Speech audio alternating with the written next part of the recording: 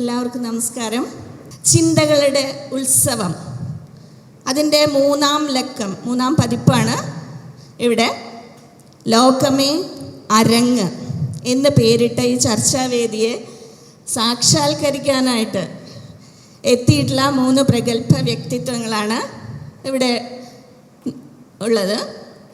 ശ്രീ മനു ജോസിനും ശ്രീമതി മുത്തുമണിക്കും ശ്രീ ശെൽവരാജിനും സുസ്വാഗതം. 3 പേരും നാടകത്തിൻ്റെ അനുഭവ സമ്പത്തുമായിട്ടാണ് ഇവിടെ വന്നിരിക്കുന്നത്. നാടകമാണ് എൻ്റെ ഇടം എന്ന് തിരിച്ചറിഞ്ഞ ആ ഒരു സന്ദർഭം. എൻ്റെ പേര് മനു. ഞാൻ തൃശ്ശൂർ പുതുക്കാട് എന്നുള്ള സ്ഥലത്താണ് ജനിച്ചു വളർന്നത്. അപ്പനും അമ്മയും ഹോമിയോ ഡോക്ടേഴ്സായിരുന്നു. ചെറുപ്പത്തിലെ അഭിനയം താല്പര്യമുണ്ട്. അങ്ങനെ ഒരു +2 ഒക്കെ പ്രീ ഡിഗ്രി പഠിക്കുന്ന സമയത്ത് എല്ലാ സിനിമ അല്ലെങ്കിൽ ഏത് അഭിനയം താല്പര്യമുള്ള ആർക്കും ആ സിനിമയാണല്ലോ പെട്ടെന്ന് മനസ്സിൽ വരുന്നൊരു കാര്യം. അപ്പം അങ്ങനെ കാരണം ഞാൻ ഭയങ്കരമായിട്ട് അങ്ങനെ നാടകം ആ സമയത്ത് കളിച്ചിട്ടില്ല. അപ്പനിങ്ങനെ പള്ളിയിൽ ചില നാടകമൊക്കെ കളിച്ചിട്ടുണ്ട്, സ്കൂളിൽ ചില നാടകം കളിച്ചു എന്നല്ലാതെ. അപ്പോൾ പൂനെ ഫിലിം ഇൻസ്റ്റിറ്റ്യൂട്ടിൽ അഭിനയം പഠിക്കാൻ പോകണം എന്നുള്ളൊരു ആഗ്രഹം പറഞ്ഞപ്പോഴാണ് എൻ്റെ അപ്പനാണ് പറഞ്ഞിങ്ങനെ അടുത്ത് തൃശ്ശൂർ എന്നൊരു സ്ഥലമുണ്ടല്ലോ, അവിടെ പോവാം എന്നൊക്കെ പറഞ്ഞിങ്ങനെ അവിടെ പോയിട്ട് ഡ്രാമ സ്കൂളിൽ 85 ജോയിൻ ചെയ്തു. 89 പഠിച്ചിറങ്ങി. പോണ്ടിച്ചേരിയിൽ നിന്ന് PG ചെയ്തു.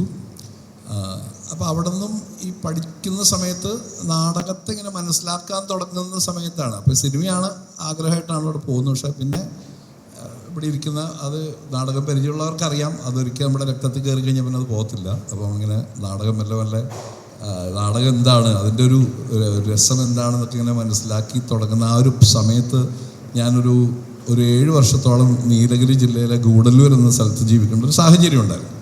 അപ്പോൾ ഒരു ട്രൈബൽ കമ്മ്യൂണിറ്റിയിലൂടെ ഇടപെടുന്ന ഒരു NGOയിലാണ് ഞാൻ ഇടപെട്ടുകൊണ്ടിരുന്നത്. സെയിം ടൈം ഞാൻ ചിറകുകൾ എന്ന് ഇവിടെ ഇരിക്കുന്ന പലർക്കും കുട്ടിക്കാലത്ത് നിങ്ങൾ കണ്ടിട്ടുള്ള ഡുംഡുമാവൻ എന്നുള്ള കഥാപാത്രം വെച്ചുകൊണ്ട് TV-യിൽ എൻ്റെ പരിപാടി നടക്കുന്നുണ്ട്. ഇടയ്ക്ക് വല്ല സിനിമകൾ നടക്കുന്നുണ്ട്.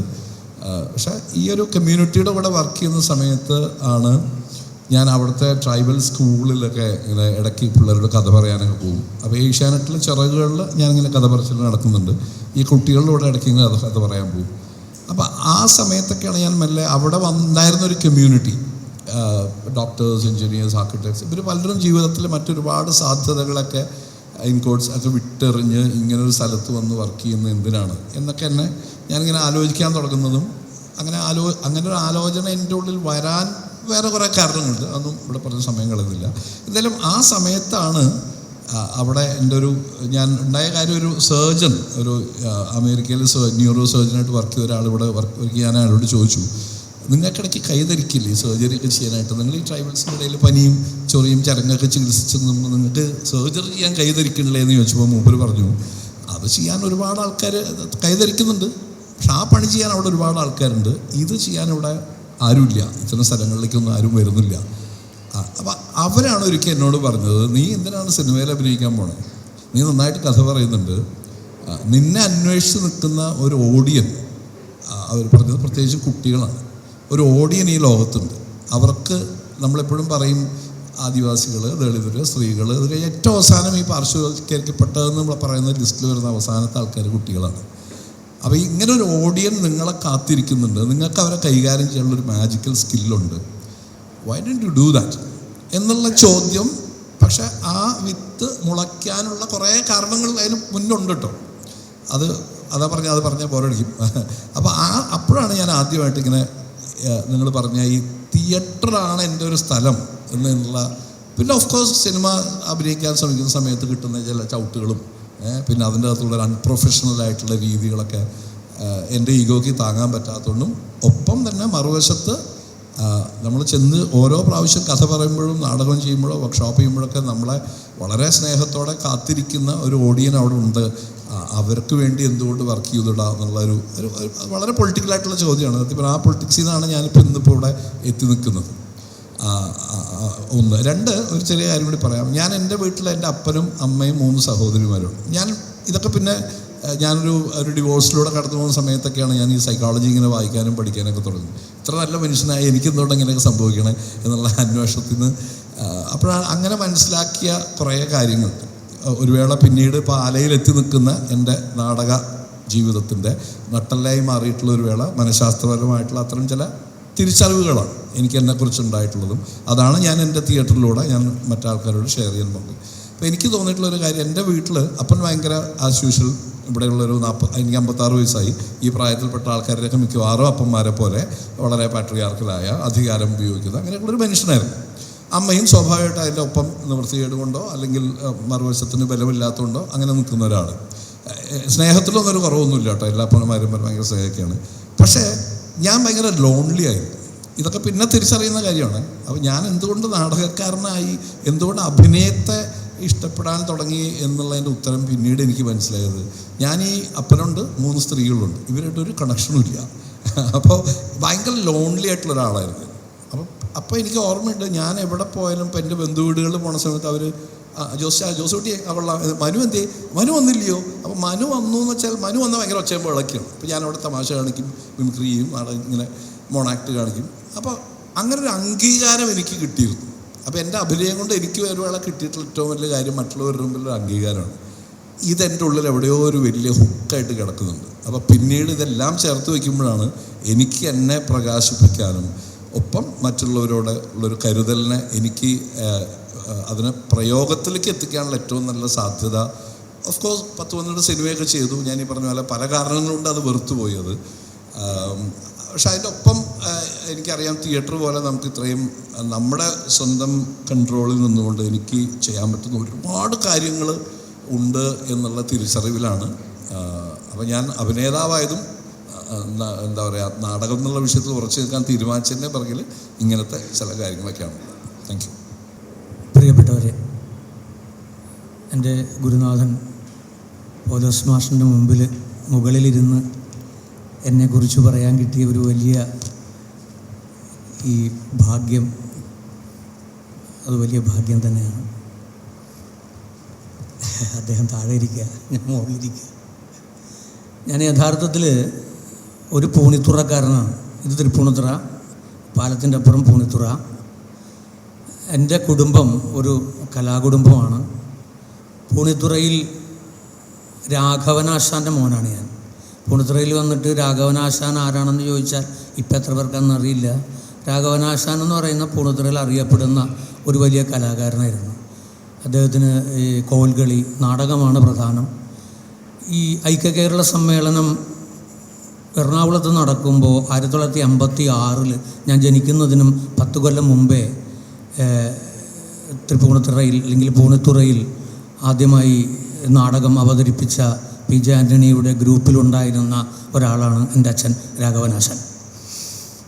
അച്ഛൻ നാടൻ പാട്ട്, കൈകൊട്ടിക്കളി, കോൽകളി, അയ്യപ്പൻ പാട്ട്, ഭജന എന്ന് തുടങ്ങിയ നിരവധി കലകൾ അറിയാവുന്ന, അത് പഠിച്ചിട്ടുള്ള, നല്ല ഗിഞ്ചറ വായിക്കുന്ന, മുഖർശംഖ് വായിക്കുന്ന, അങ്ങനെ വിവിധ മേഖലകളിൽ വളരെ പ്രസിദ്ധനായിട്ടുള്ള ഒരാളായിരുന്നു എൻ്റെ അപ്പൻ.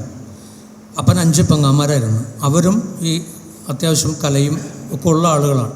പക്ഷെ ഒന്നും ഈ സ്കൂളിലൊന്നും പോയി പഠിച്ചിട്ടുള്ളതല്ല അവർ.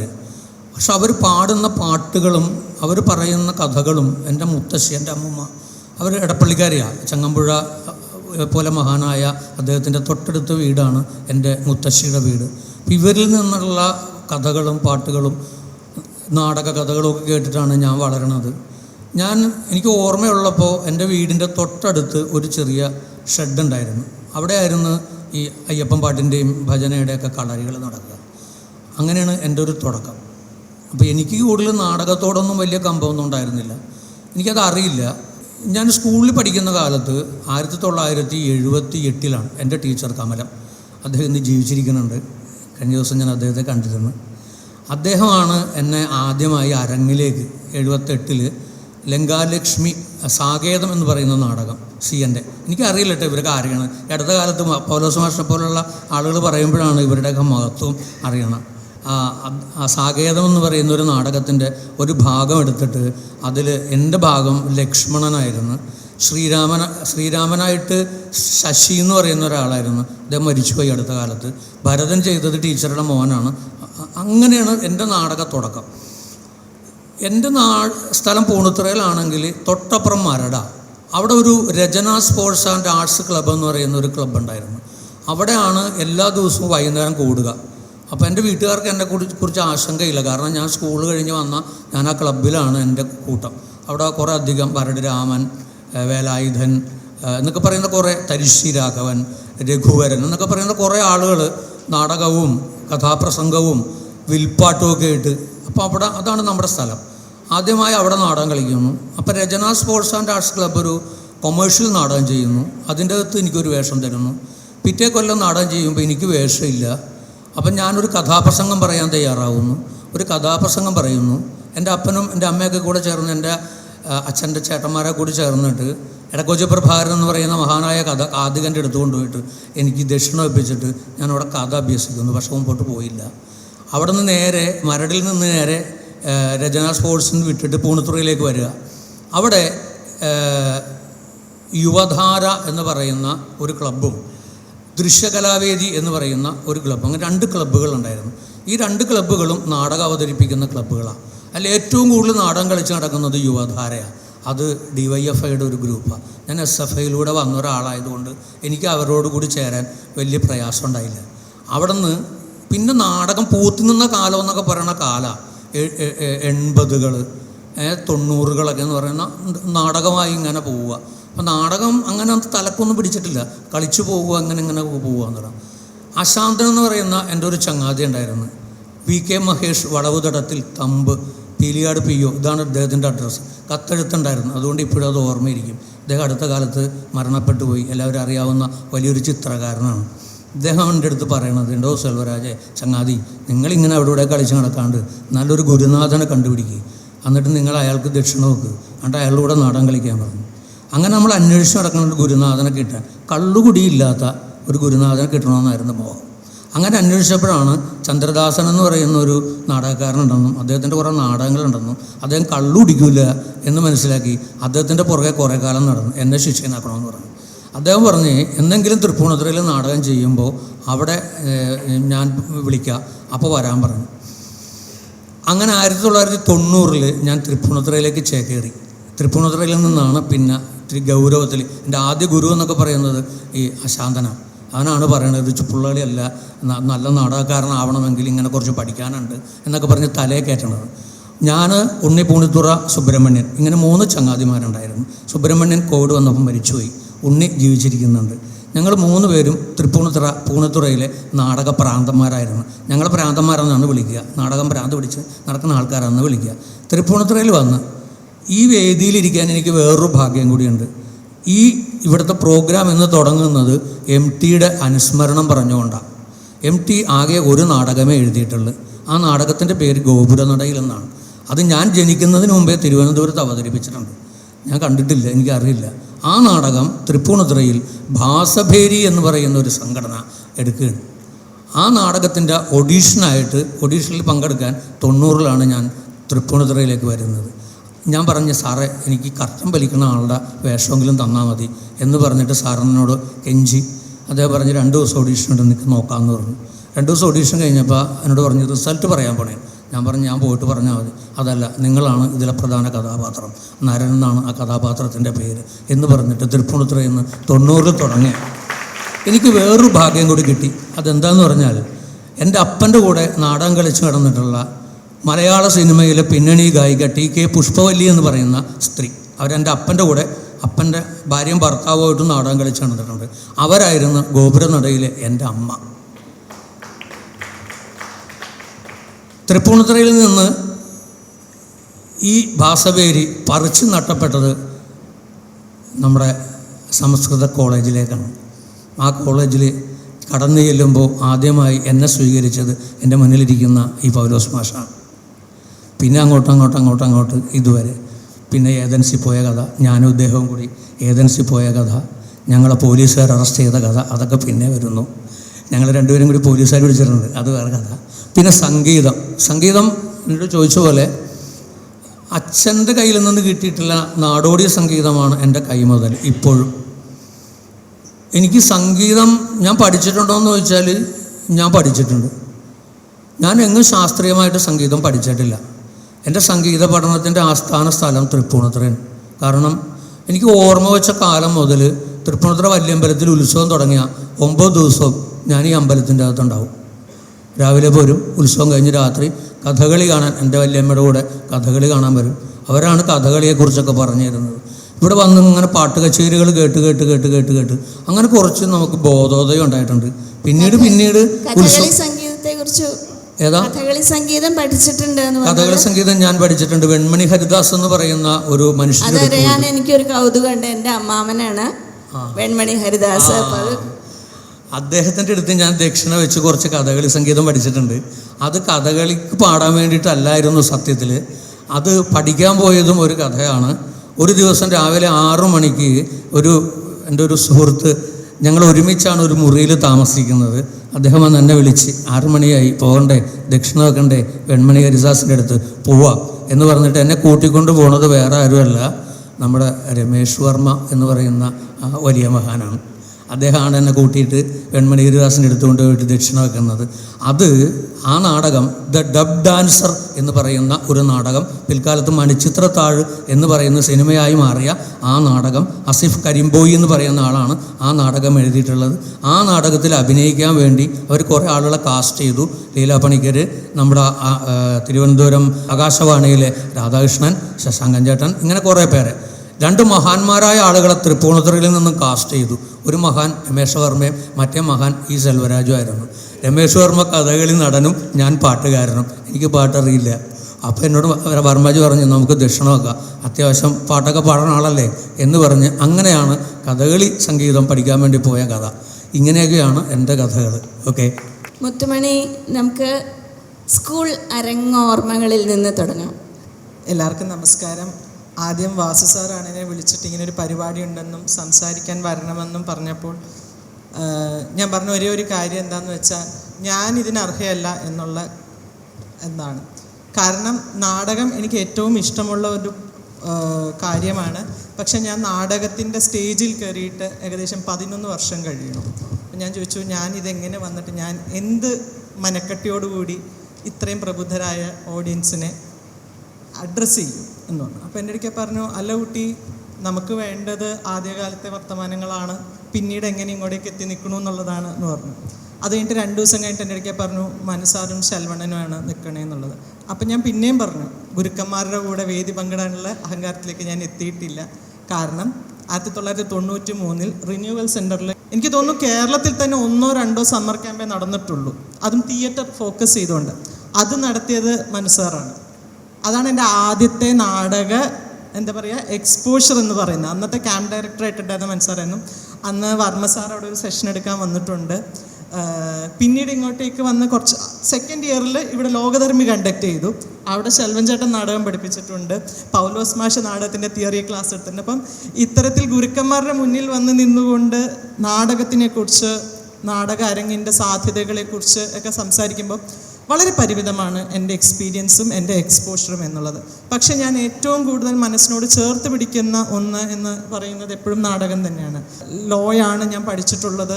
ഞാൻ നാടകം അക്കാഡമിക്കലി പഠിച്ചിട്ടുള്ളൊരു വ്യക്തിയല്ല. പക്ഷേ ഈ പറയുന്ന എറണാകുളം എന്നുള്ള നഗരത്തിൻ്റെയും അന്ന് തൃപ്പൂണിത്തുറയും, കാരണം എടപ്പള്ളിയിൽ താമസിക്കുന്ന ഞാൻ തൃപ്പൂണിത്തുറയ്ക്ക് വണ്ടി കയറി വരും. ഇവിടെ സംസ്കൃത കോളേജിലായിരിക്കും 1-2 തവണത്തെ ക്യാമ്പ് നടന്നിട്ടുള്ളത്. മെയിൻ ഗേറ്റ് ആവില്ല തുറന്നിട്ടുണ്ടാവുക. ഇടയിലുള്ളൊരു പാസേജ് പോലത്തെ ഒരു സ്ഥലമാണ്. നമുക്ക് കയറി ഇങ്ങനെ ചരിഞ്ഞിട്ടൊക്കെ കയറി വരും നമ്മൾ. പക്ഷെ ചെന്ന് കഴിഞ്ഞ് കഴിയുമ്പം ഒരു ഹൈസ്കൂളുകാരിക്ക് തുറന്നു കിടക്കുന്നത് ഒരു കോളേജിൻ്റെ, ഒരു കലാലയത്തിൻ്റെ വിടർന്ന ഒരു പരപ്പാണ്. നമ്മളതിൻ്റെ അകത്ത് ഓരോ സ്ഥലത്തായിട്ട് ഇംപ്രവൈസേഷന് സ്പേസ് അറേഞ്ച് ചെയ്ത് തന്നിട്ടുണ്ട്. നമ്മളെ പഠിപ്പിക്കുന്ന അധ്യാപകർ ഓരോരുത്തരും നാടകത്തിൻ്റെ സാധ്യതകളെക്കുറിച്ച് പറഞ്ഞു തരുന്നുണ്ട്. ആ കാലയളവിൽ നാടകത്തിനെ ഞാൻ കണ്ടിരുന്നപ്പോഴെല്ലാം ഇത് സ്റ്റേജിൽ കയറി അല്ലെങ്കിൽ ഒരു കഥാപാത്രം എനിക്ക് തന്നു കഴിയുമ്പോൾ അവതരിപ്പിക്കാൻ വേണ്ടി ഇവർ പറഞ്ഞു തരുന്ന എന്തൊക്കെയോ കൂട്ടുകൾ, എന്തൊക്കെയോ മാജിക് പ്രപ്പോർഷൻ, എന്തൊക്കെയോ എലമെൻറ്റ്സ് എന്നുള്ളതാണ് ഞാൻ മനസ്സിലാക്കിയിരുന്നത്. പക്ഷെ പിന്നീട് കുറച്ച് കാലം കഴിഞ്ഞ് പ്രൊഫഷണൽ കോളേജിൽ പഠിക്കാൻ ചെല്ലുമ്പോൾ, അവിടെ മൂഡ് കോർട്ടുകളിൽ നമ്മൾ നിൽക്കുമ്പോൾ, അവിടെ ഒരു ക്രൗഡിനെ നമ്മൾ അഡ്രസ്സ് ചെയ്യുമ്പോൾ, അവിടെ ഒരു ഡിബേറ്റിനെ നമ്മൾ കയറി നിൽക്കുമ്പോൾ, അപ്പോഴൊക്കെ ഞാൻ തിരിച്ചറിയാണ് ഈ 93 റിന്യൂവൽ സെൻറ്ററിൽ നിന്ന് ഞാൻ പഠിച്ചിട്ടുള്ളതും 97-98 കാലങ്ങളിൽ തൃപ്പൂണിത്തുറ സംസ്കൃത കോളേജിൽ നിന്ന് പഠിച്ചിട്ടുള്ള നാടക ക്ലാസ്സിൽ നിന്ന് പഠിച്ചിട്ടുള്ളതുമെല്ലാം നമ്മളിലെ വ്യക്തിയെ കുറച്ചും കൂടെ മികച്ച ഒരു വ്യക്തിയാക്കാൻ, നമ്മളിലേക്ക് വരുന്ന ഇൻഫർമേഷനെ കുറച്ചും കൂടെ നല്ല രീതിയിൽ പ്രോസസ്സ് ചെയ്യാൻ, നമ്മളിലേക്ക് എത്തിയിട്ടുള്ള ഇൻഫർമേഷനെ നല്ല രീതിയിൽ പ്രോസസ്സ് ചെയ്ത് കുറച്ചും കൂടെ എഫക്റ്റീവ്ലി തന്നെ ജനങ്ങളിലേക്ക് എത്തിക്കാനും കൂടെയുള്ള പഠിപ്പിക്കലും കൂടെ അറിഞ്ഞോ അറിയാതെയോ അതിലൂടെ സംഭവിച്ചു പോയിട്ടുണ്ട് എന്നുള്ളത്. ഓരോ കഥാപാത്രങ്ങൾ എന്നിലേക്ക് വരുമ്പോഴും ഈ കാലയളവിൽ എനിക്ക് കിട്ടിയിട്ടുള്ള എന്താ പറയുക കോർ മെമ്മറീസ്, എൻ്റെ കോർ മെമ്മറീസ് രൂപീകരിച്ചിട്ടുള്ള കാലഘട്ടമാണ് ഞാൻ ഈ പറയുന്നത്. അച്ഛനും അമ്മയാണ്. കാരണം അന്ന് എന്നെ വേണമെങ്കിൽ ഒരു ട്യൂഷൻ ക്ലാസ്സിന് വിടാം, വെക്കേഷന്, അല്ലെങ്കിൽ സമ്മർ ക്യാമ്പിന് വിടാം. പക്ഷെ അച്ഛനും അമ്മയും വളരെ ഉറപ്പായിരുന്നു, സബ്ജക്റ്റ് എങ്ങനെയാണെങ്കിലും പഠിച്ചു പോകും. ഇങ്ങനെ പഠിക്കാൻ, നാടകം പഠിക്കാൻ, അല്ലെങ്കിൽ നാടകത്തെ കൂടുതൽ തിരിച്ചറിയാനും മനസ്സിലാക്കാനുള്ള കിട്ടുന്ന അവസരങ്ങൾ കുട്ടികൾക്ക് കൂടുതൽ നൽകണമെന്ന് വിചാരിച്ചിരുന്ന മാതാപിതാക്കളായിരുന്നു അവർ.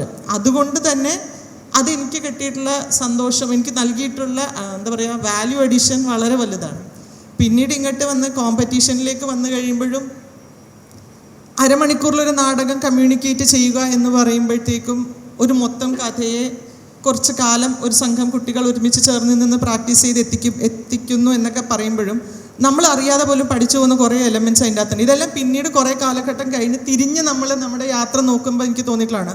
ടൈം മാനേജ്മെൻറ്റ് പഠിച്ചു പോയിട്ടുണ്ട്, റിസോഴ്സ് മാനേജ്, കാരണം ഒരു എന്താ പറയുക 2 ബെഞ്ച്, ഒരു സെപ്പറേറ്റിംഗ് ബോർഡ്, അതൊക്കെയാണ് സെറ്റിലും കാര്യങ്ങളൊക്കെ ഉണ്ടായിരുന്നത്. അതൊക്കെ വെച്ചിട്ടാണ് നാടകം ചെയ്യാൻ പഠിച്ചിട്ടുണ്ടായിരുന്നത് ആദ്യത്തെ കാലയളവിൽ. അപ്പം ജീവിതത്തിൽ ഇങ്ങോട്ടേക്ക് എൻ്റെ ഒരു മുതൽക്കൂട്ട് എന്ന് പറയുന്നത് നാടകലോകം എൻ്റെ ആദ്യ വർഷങ്ങൾ, അതായത് ഞാനൊരു 12ാം ക്ലാസ് വരെയൊക്കെ എനിക്ക് തന്നിട്ടുള്ളൊരു ഇൻപുട്ട് വളരെ വലുതാണ്. തൊടുപുഴയിൽ വെച്ച് നടക്കുന്ന സംസ്ഥാന നാടക മത്സരം, സ്റ്റേറ്റ് യൂത്ത് ഫെസ്റ്റിവലിൻ്റെ ഭാഗമായിട്ടുള്ള നാടക മത്സരത്തിൽ പെർഫോമൻസ് കണ്ടു, മന്ത്രിക്ക് ഇഷ്ടപ്പെട്ടു, കണ്ണു നിറഞ്ഞു അദ്ദേഹത്തിന് എന്നൊക്കെ ഉള്ള പരാമർശമാണ്. അതിപ്പോഴും ഏറ്റവും വലിയ അംഗീകാരങ്ങളിൽ ഒന്നായിട്ട് ഞാൻ മനസ്സിൽ കാണുന്ന ഒന്നാണ്. ഇപ്പോഴും ആദ്യത്തെ മധുരം ആദ്യം കിട്ടുന്ന ഒത്തിരി സന്തോഷമുള്ള കാര്യമാണ്. അത് കഴിഞ്ഞ് വളരെ അപ്പം ഇങ്ങനെ ഭയങ്കര ന്യൂസ് ഉണ്ട്. ഞാൻ എറണാകുളത്താർക്ക് എല്ലാവർക്കും അറിയാം, ലോകധർമ്മി എന്ന് പറഞ്ഞ നാടക സംഘത്തിന് ഇൻ്റർനാഷണലിൽ നാടകം ചെയ്യാനൊരു അവസരം വന്നിട്ടുണ്ട് എന്നുള്ളത്. അപ്പം ഞാനിങ്ങനെ എന്താ അല്ലേ നാടകം ചെയ്തിട്ട് ഇത് ഇൻ്റർനാഷണൽ പോകാൻ പോകണമെന്നൊക്കെ ഉള്ളത്. അപ്പം മീഡിയ എന്ന് നമ്മളൊക്കെ പറയുന്ന മെഡിയ എന്ന് പറയപ്പെടുന്ന കഥാപാത്രത്തിൻ്റെ നാടകമാണ്. അപ്പോൾ അതിൻ്റെ സ്റ്റേജിങ് ഉണ്ട്. അപ്പോൾ ഇടയ്ക്ക് അച്ഛൻ്റെ കൂടെ, അച്ഛൻ എൻ സോമസുന്ദരൻ, അച്ഛനിപ്പോൾ ഇല്ല. അപ്പോൾ അന്ന് അച്ഛൻ പക്ഷേ നാടക റിഹേഴ്സൽ എവിടെയെങ്കിലും നടക്കുന്നുണ്ടെങ്കിലും നാടകം പെർഫോമൻസ് നടക്കുന്നുണ്ടെങ്കിലും ഒക്കെ അച്ഛനും ഞങ്ങളെയും കൂട്ടി നാടകം കാണാനൊക്കെ വരും. അപ്പോൾ അങ്ങനെ ഒരു പ്രാവശ്യം പെർഫോമൻസ് ഒക്കെ നടന്നിരിക്കുന്നതാണ്. അപ്പോൾ ഫുൾ സെറ്റായിട്ടിരിക്കുകയാണ് പ്ലേ. പക്ഷെ പെട്ടെന്ന് എന്തോ ഒരു കാരണവശാൽ മെയിൻ ക്യാരക്ടർ ചെയ്തിരുന്നത് ചേച്ചിക്ക് വരാൻ ബുദ്ധിമുട്ടുള്ളത് കാരണം അവസാന നിമിഷം എന്താ പറയുക വെള്ളിത്താലത്തിൽ എനിക്ക് ആ കഥാപാത്രത്തിനെ കിട്ടി. ഇവർ പാവൻ 2 വർഷം കൊണ്ട് പ്രിപ്പയർ ചെയ്ത് ബ്ലോക്ക് ചെയ്ത് സെറ്റാക്കി വെച്ച ഡ്രാമ ഞാനൊരു മെയിൽ വന്ന് ജോയിൻ ചെയ്യുന്നു. ആ ജൂൺ അവസാനം നമ്മൾ ഫൈൻ ആർട്സ് ഹോളിൽ സ്റ്റേജ് ചെയ്യുന്നു. ആ ജൂലൈ ആയപ്പോഴത്തേക്കും നമ്മളത് ഗ്രീസിൽ പെർഫോം ചെയ്യാനായിട്ട് പോകുന്നു. നാടകം എന്ന് പറയുന്ന കലാരൂപത്തിന് ഇത്ര കണ്ട് സാധ്യതയുണ്ടെന്ന് തിരിച്ചറിഞ്ഞത് ആ കാലയളവിലാണ്. 11ാം ക്ലാസ്സിൽ പഠിക്കുമ്പോഴാണ് എൻ്റെ ആദ്യത്തെ വിദേശയാത്ര. അത് നാടകവുമായി ബന്ധപ്പെട്ടിട്ടാണ്. നമ്മൾ ചെന്നിറങ്ങുന്ന സ്ഥലത്ത് നമ്മളുടെ നാടകത്തിൻ്റെ ഫ്ലെക്സുകൾ നിൽക്കുന്ന കാണുമ്പോൾ ഭാഷ മനസ്സിലാവുന്നില്ല, പക്ഷെ നമുക്ക് മനസ്സിലാവും. മീഡിയയുടെ 1-2 സ്റ്റേജിൻ്റെ ക്രാഫ്റ്റൊക്കെ കണ്ടു. നമ്മുടെ മുഖങ്ങളൊന്നും ഇല്ലെങ്കിലും നമ്മുടെ സെറ്റിൻ്റെ ഫോട്ടോ ഒക്കെ ഉണ്ട്. അപ്പോൾ നമ്മളിങ്ങനെ ചോദിക്കുന്നത് നമ്മളുടെ, അപ്പോൾ പിന്നെ കുറച്ച് അങ്ങോട്ടേക്ക് ചെന്നപ്പോൾ പിന്നെയും ഫ്ലെക്സുകളും സാധനങ്ങൾ നമുക്ക് നമ്മൾ തന്നെ റിയലൈസ് ചെയ്യണം. നമ്മുടെ ഷോ കാണാൻ ആൾക്കാർ വരുന്നു, ടിക്കറ്റ് വെച്ച് ഷോ, ടിക്കറ്റ് സോൾഡ് ഔട്ട് ആകുന്നു. ഭയങ്കര അത്ഭുതമായിരുന്നു എന്നെ സംബന്ധിച്ചിടത്തോളം അതെല്ലാം. പിന്നീട് ഇങ്ങോട്ട് തിരിച്ചു വന്നിട്ട് മീഡിയ എന്ന് പറയുന്ന നാടകം നമ്മൾ പല സ്ഥലങ്ങളിലും സ്റ്റേജ് ചെയ്യാനായിട്ട്, സൂര്യ ഫെസ്റ്റിവലിൽ തുടങ്ങി, പൂനെ ഫെസ്റ്റിവൽ, NSD ഫെസ്റ്റിവലിന് പോയിട്ട് ഞങ്ങൾ ഭയങ്കര കോൺഫിഡൻസാണ്. നാടകം കഴിഞ്ഞ് കഴിയുമ്പോൾ നമുക്ക് എന്ത് എവിടെയും പറഞ്ഞു നിൽക്കാന്നുള്ള ഒരു ഭയങ്കര കോൺഫിഡൻസാണ്. ശെൽവൻ ചേട്ടൻ നേരത്തെ പറഞ്ഞ പോലീസ് എപ്പിസോഡ് അതാണ് സത്യം പറഞ്ഞാൽ. താജ്മഹൽ കാണാൻ പോയി, ഇവിടെ പ്രിയഞ്ചേട്ടനുണ്ട്, ലീശേട്ടനുണ്ട്, എല്ലാവരും ഉണ്ട്. അപ്പം ഞങ്ങൾ നാടകം കാണാൻ പോയി താജ്മഹൽ കാണാൻ പോയി. പോലീസുകാരൻ വന്നിട്ട് അന്ന് എന്തോ ഞാൻ ഇങ്ങനെ പ്രത്യേക രീതിയിൽ തലയെക്കെട്ടൊക്കെ കെട്ടിയിട്ടാണ് നിൽക്കുന്നത്. അപ്പം കയറാൻ പാടില്ലാത്ത ഏതോ സൈഡിലാണ് ഞാൻ നിൽക്കുന്നത്. മനഃപൂർവ്വം അല്ല, അറിയാണ്ട് സംഭവിച്ചു പോയതല്ല. അപ്പം എൻ്റെ ഇടയ്ക്ക് അവിടെ നിന്ന് മാറാൻ പറയുകയാണ്. പക്ഷെ പോലീസുകാരൻ പറഞ്ഞ ടോൺ ശെൽവൻ ചേട്ടന് ഇഷ്ടപ്പെട്ടില്ല. നമ്മുടെ കൂട്ടത്തിലുള്ള പെൺകുട്ടികൾക്ക് അങ്ങനെ ആ ടോണിൽ എന്തിനാ പറയണമെന്നുള്ളത്. അപ്പം ഞാൻ ആരാണെന്ന് ചോദിച്ചു. അപ്പോൾ ശെൽവൻ ചേട്ടൻ പറഞ്ഞു സിസ്റ്ററാണെന്ന് പറഞ്ഞു. ശരിയാണ്, എന്നെ പെങ്ങളെ പോലെയാണ് ഇവരെല്ലാവരും കൂടെ കൊണ്ടു നടക്കുന്നതല്ല. കുറച്ച് കഴിഞ്ഞിട്ട് വേറൊരു പോലീസുകാരൻ വന്നിട്ട് അതാരാണെന്ന് ചോദിച്ചു. ഞാൻ വലിയ കാര്യത്തിൽ yes we are all artist from Kerala, we are actors എന്നൊക്കെ പറഞ്ഞു. അപ്പം ബ്രദർ, അപ്പം ഞാൻ പറഞ്ഞു.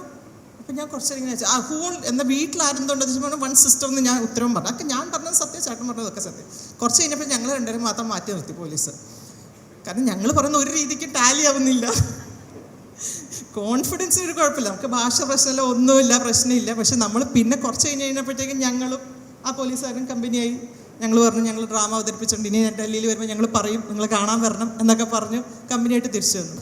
എന്നെ സംബന്ധിച്ചിടത്തോളം നാടകം എന്ന് പറയുന്നത് അരങ്ങിൽ മാത്രം സംഭവിച്ച ഒന്നല്ല, അരങ്ങിന് പുറത്തും എന്നെ വളർത്താൻ ഏറ്റവും കൂടുതൽ സഹായിച്ചിട്ടുള്ള ഒന്നാണ് എന്നെ സംബന്ധിച്ചിടത്തോളം നാടകം.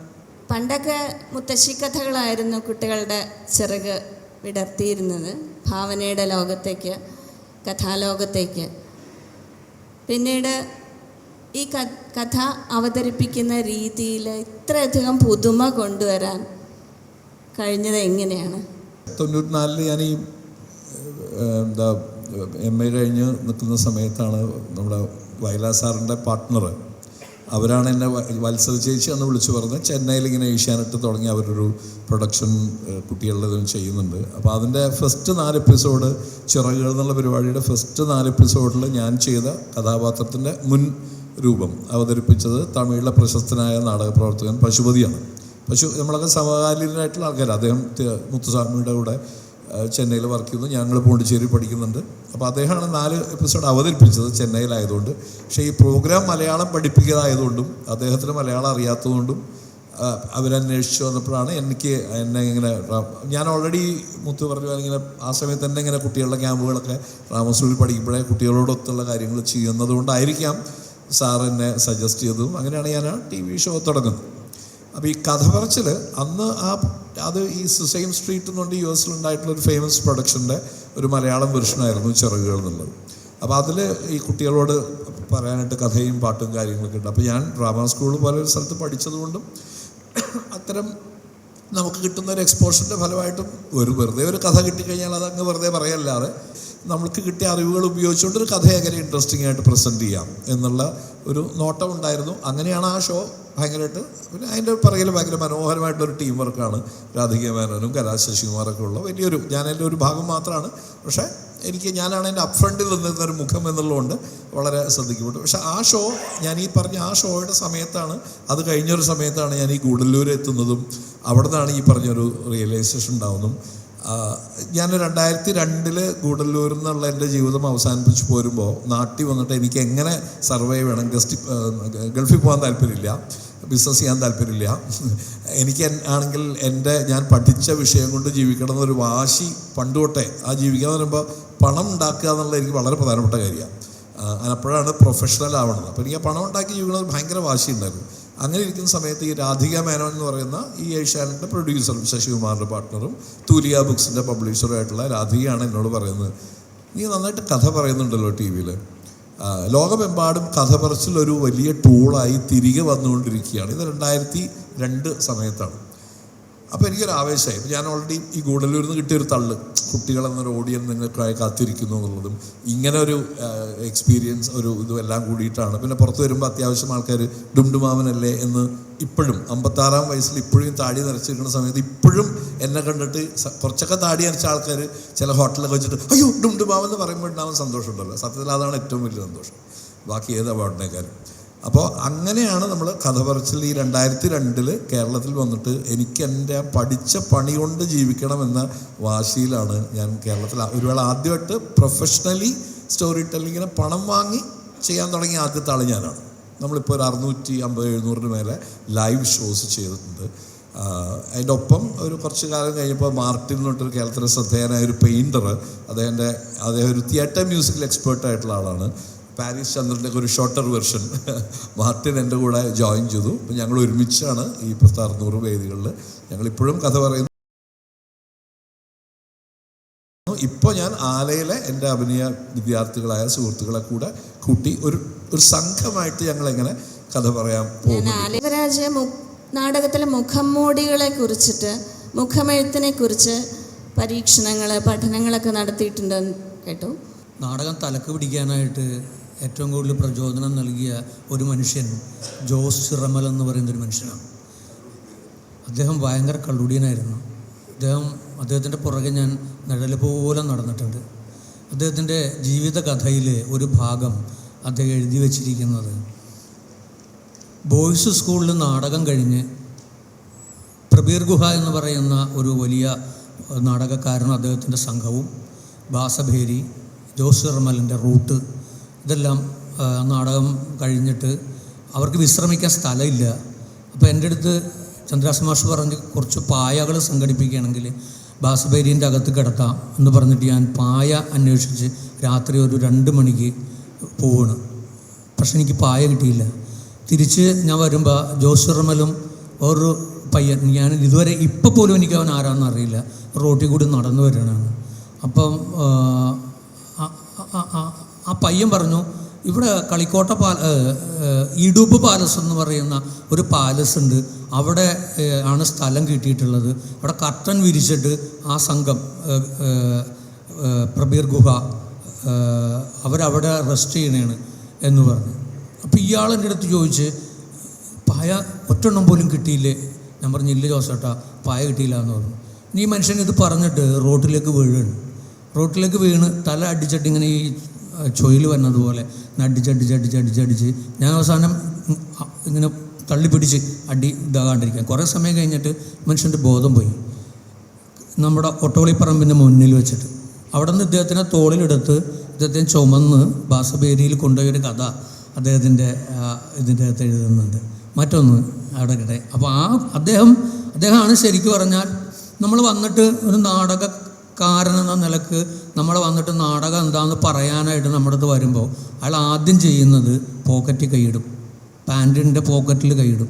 അപ്പം നമ്മൾ വിചാരിക്കും ഇയാളെന്തിൻ്റെ പോക്കറ്റ്, ആദ്യം അതൊന്നും മനസ്സിലാവില്ല കേട്ടോ. ഈ പോക്കറ്റ് കൈയിട്ട് കഴിഞ്ഞാൽ പിന്നെ ഒരു പിടി കടലാസ് തുണ്ടുകളായിരിക്കും പുറത്തേക്ക് എടുക്കുക. ആ കടലാസ് കൊണ്ട് നമുക്ക് തരും, ഒരെണ്ണം എടുത്തോളാൻ പറയും. അപ്പോൾ നമ്മൾ ഒരെണ്ണം എടുക്കും, ബാക്കി പുള്ളി പോക്കറ്റിലിടും, വിടർത്താൻ പറയും, വായിക്കാൻ പറയും. സോപ്പ് തേച്ച് കുളിച്ചിരിക്കുന്ന നിങ്ങൾ, എലിയെ കൊന്ന് പുറത്ത് കളയുന്ന നിങ്ങൾ, കള്ള് ഷാപ്പിൽ നിന്നും കള്ളു കുടിച്ചു വരുന്ന നിങ്ങൾ എന്ന് എഴുതിയിട്ടുണ്ടാവും. അഭിനയിക്കാൻ പറയും. അദ്ദേഹമാണ് ശരിക്കും പറഞ്ഞ നാടകം എന്താണെന്ന് എന്നെ പഠിപ്പിച്ച എൻ്റെ ഗുരുനാഥൻ. പിന്നെ മാസ്കിൻ്റെ കഥ, ആ കഥ അതൊരു കഥയാണ്. അത് തുടങ്ങുന്നത് ഈ കളിക്കോട്ട പാലസിൽ നിന്ന്. ഞാൻ കുട്ടിയായിരിക്കുമ്പോൾ എന്ന് പറഞ്ഞാൽ എനിക്കൊരു 10-26 വയസ്സൊക്കെ പ്രായമുള്ള സമയത്ത് ഈ വാടകയ്ക്ക് സൈക്കിൾ എടുത്തിട്ടാണ് തൃപ്പൂണിത്തുറക്ക് വരിക. അങ്ങനെ ഞാൻ തൃപ്പൂണിത്തുറക്ക് ഒരു സന്ധ്യ സമയത്ത് ഞാൻ വരുമ്പോൾ ഈ കളിക്കോട്ട പാലസിൻ്റെ മുൻപിൽ ഒരു നാടകമല്ലത്, ഒരു കലാപരിപാടി നടക്കണേണ് ഇവിടെ. അത് വിദേശത്തുനിന്ന് വന്നേക്കണ ഏതോ ഒരു സംഘമാണ് അത് നടത്തുന്നത്. അതിലൊരു സായിപ്പാണ് പ്രധാനപ്പെട്ട ആൾ. ഒരു പന്തൽ കെട്ടിയേക്കാണ്. ആ പന്തലിൻ്റെ പല ഭാഗങ്ങളിലായി പലതരത്തിലുള്ള മുഖം മൂടികൾ തൂക്കിയിട്ടിരിക്കണേ. അവരുടേതായിട്ടുള്ള മ്യൂസിക്കൊക്കെ ഉണ്ട്. അത് വെച്ചിട്ട് ഭയങ്കര മ്യൂസിക്കും കൊട്ടും അങ്ങനെയൊക്കെ വെച്ചിട്ടുള്ള ഒരു പ്രോഗ്രാമാണ്. അപ്പോൾ ഇദ്ദേഹം ഭയങ്കര കഥയൊക്കെ പറയണ പോലെ, എനിക്കൊന്നും മനസ്സിലായിട്ടില്ല, എന്തൊക്കെ പറയണ പോലെ ഇങ്ങനെയൊക്കെ പറയുകയും അദ്ദേഹം വന്നിട്ട് ഒരു മുഖം മൂടി എടുത്ത് വെക്കും. എന്നിട്ട് പുള്ളി ആ മുഖം മൂടിക്ക് ഇണങ്ങുന്ന തരത്തിൽ ഇദ്ദേഹം ഇങ്ങനെ ഭയങ്കര അഭിനയമൊക്കെ കാഴ്ചവെക്കും. എന്നിട്ട് ഇതോടെ കൊണ്ട് തൂക്കും. എന്നിട്ട് പുള്ളി പിന്നെയും ഭയങ്കര ഇതൊക്കെ കാണിച്ചിട്ട് ഭയങ്കര കളരിയൊക്കെ കാണിച്ചിട്ട് പുള്ളി പോയിട്ട് അടുത്ത മുഖം മൂടി വെക്കും. അങ്ങനെ നിരവധി മുഖം മൂടികൾ വെച്ചിട്ട് നിരവധി ക്യാരക്ടേഴ്സിന് ഇയാൾ നമുക്ക് കാണിച്ചു തരുന്ന ഒരു പ്രോഗ്രാം. ഞാൻ ഇന്നുവരെ അങ്ങനെ ഒരു പ്രോഗ്രാം കണ്ടിട്ടില്ല. ഇത് ഞാൻ ഇതിൻ്റെ പുറത്ത് നിന്ന്, ആ കവാടത്തിൽ നിന്നാണ് ഞാനിത് കണ്ടുകൊണ്ടിരിക്കുന്നത്. കളിക്കോട്ട പാലസിലേക്ക് അങ്ങനെയൊന്നും പണ്ടത്തെ ഇപ്പം ഇരിക്കണമല്ലൊന്നും അങ്ങനെയൊന്നും കയറി വരാൻ പറ്റില്ലല്ലോ. അങ്ങനെ ഒരു കാലം ഉണ്ടായിരുന്നേ. അപ്പോൾ അങ്ങനെ ഞാൻ ആദ്യമായിട്ടാണ് ഇങ്ങനെ ഒന്ന് കാണുന്നത്. പിന്നീട് നമ്മൾ ബാസഭേരി എന്ന് പറയുന്ന ഈ സംഘടന തൃപ്പൂണിത്തുറ സംസ്കൃത കോളേജിലേക്ക് പറിച്ച് നടുമ്പോൾ ഈ ആശയം എനിക്ക് വീണ്ടും തെളിയുന്നത് ഒരു നാട്യശാസ്ത്രത്തെക്കുറിച്ചിട്ടുള്ള ഒരു ക്ലാസ് നടക്കണേണ് സംസ്കൃത കോളേജിൽ.